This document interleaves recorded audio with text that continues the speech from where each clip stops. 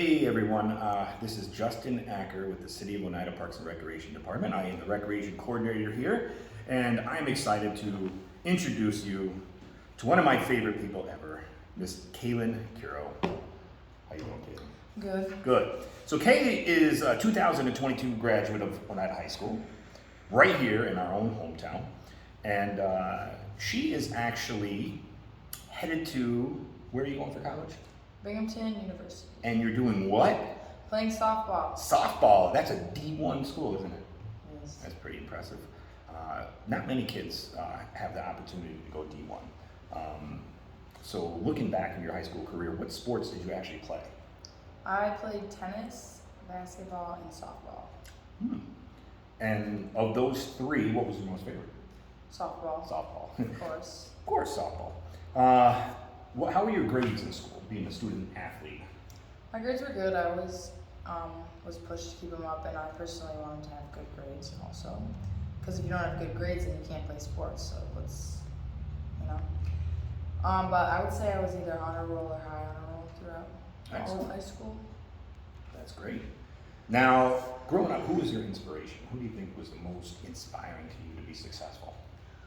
Probably my dad, because he was the reason I was around the game at such a young age. So seeing the teams that he coached and just like the team's culture and chemistry made me eager to be part of something like that. Excellent. When did you actually start playing varsity softball? I was brought up my 7th grade year. 7th grade.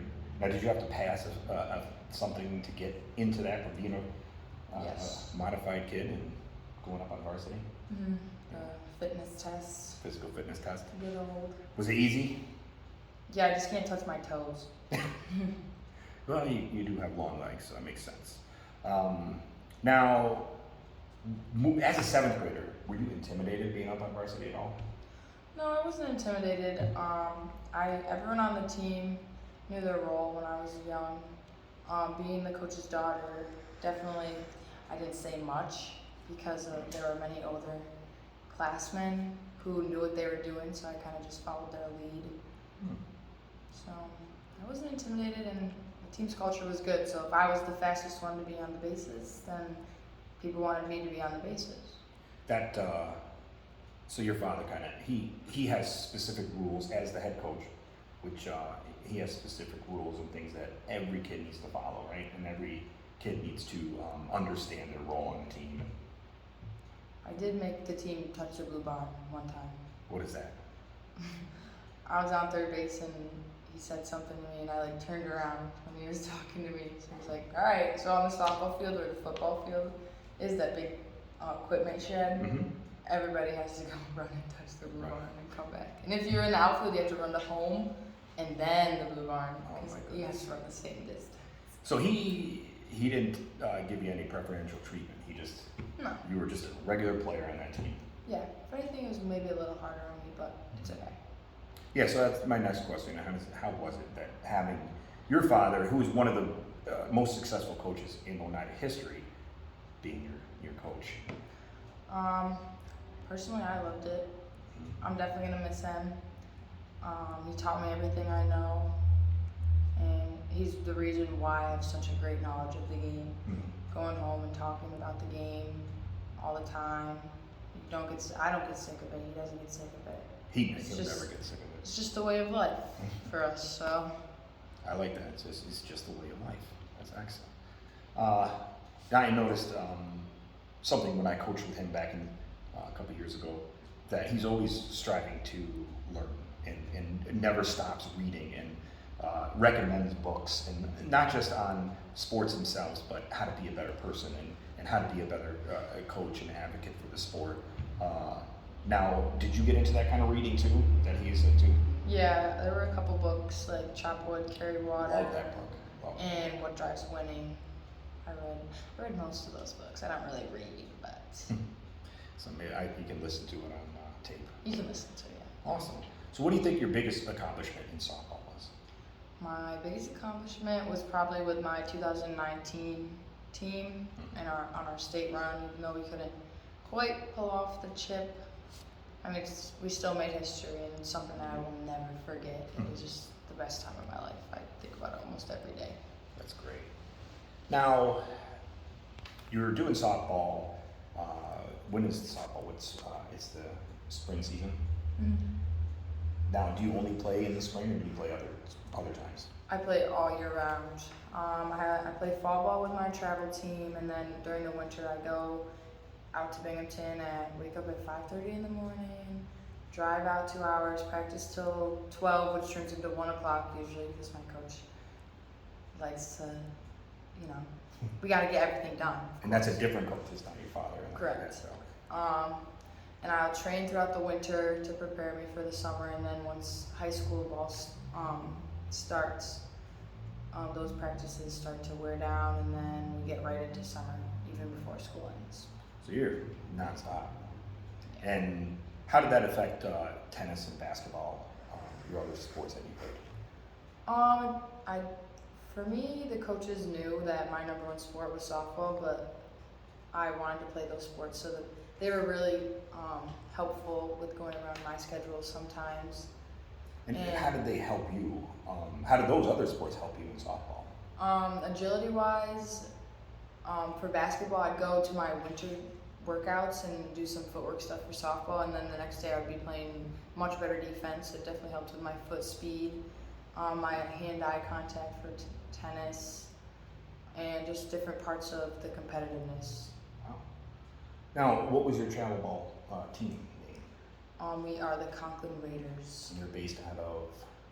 Conklin, Binghamton. Binghamton area? And now, how many of those girls went D1? There are 6 seniors. 5 of us are going D1. 1 girl is going to a D2 school, and there's a junior who's also going D1. It's a pretty stacked team. Yeah. Cool. And what would you say your favorite extracurricular activity? Not just sports-wise, well, like school-wise. What did you do in school that was in activities that were fun for you? Student council was always fun because you get to plan things around the school. We went to a couple meetings at like BOCES, planning like Spirit Week. I was also the student council president my senior year. Congratulations.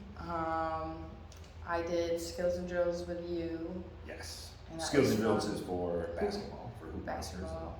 Yeah. And the kids loved you, and you have your younger sister that is now I have her for the next 4 years, so I'm really excited. So. How about sports-wise? What was your, or no, what? Not just what did you do as a hobby? Like, what are your hobbies? You can't always just be doing softball. You can't always just be doing sports in school. What else? What are your hobbies? I paint letters for some kids, and they'll give me what design they want, and I'll design it, paint it how they want. Nice. I know. Very artistic. I know my stepson. You made one for him for Christmas. Yeah. And it was really neat. Cool. I think. What would you say to the younger girls now, right, that are listening to you, coming up in any sport? What would you say to them? I would say, don't knock it till you try it. Always try new things, and if you fail the first day, that doesn't mean you're gonna fail the next day. Every day's a new day. Never give up on what you're trying to do. And if one sport doesn't work out for you, try a different sport. Playing sports helps you throughout life. It makes you a better person. It gives you friends through high school, and it pushes you to be competitive and win in life. That's awesome. Winning matters. Winning does matter. Winning matters. Now, speaking of that, and all the stuff that your father, because your father, as a coach, would always open up practice with a quote, something that's meaningful, something that hits home to him. What was your favorite quote? What do you think? What's something that came to you? There's a bunch. Just give me a couple. Control the controllable. Hard work beats talent when talent doesn't work hard. That's a great one. Let me think of